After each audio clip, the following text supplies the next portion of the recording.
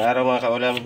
Ngayon mag-luto tayo ng kusidong galunggong o chichi sa medyo may yung sibuyas natin. May tama.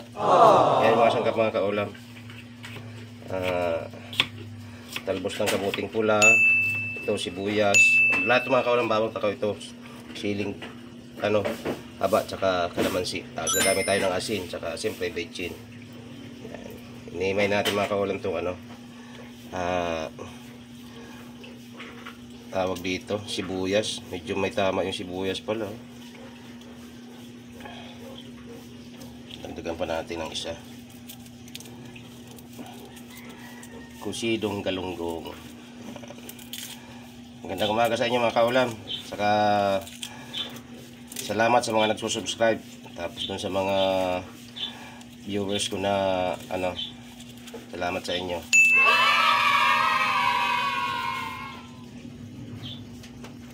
Ayan mga kaulam, nag-init na ako ng tubig. Tapos ilalagay ko na itong sibuyas. Ganyan lang mga kaulam kasimple magluto ng kusido. Yan. Ayan mga kaulam, kulong-kulo na mga kaulam. Nilagay ko na rin pala yung siling hindi ko na nakuhaan. Lagay natin itong mga kaulam na isda. Ganun lang mga kaulam kasimple. Paluto na ito, mga 5 minuto lang luto na ito. Wala pang asin yan mga kaulam, lalagyan natin mamaya.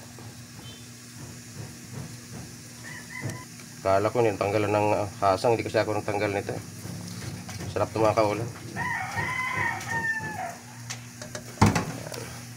Lagyan na natin ng bechin. Huwag kalimutan. Yan. Kasi siyempre asin.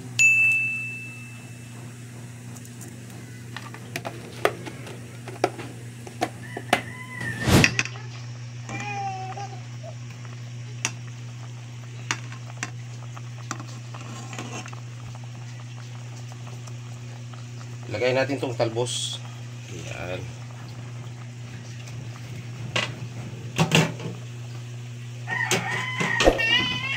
Yan, lagay natin tong kalamansi. Yan.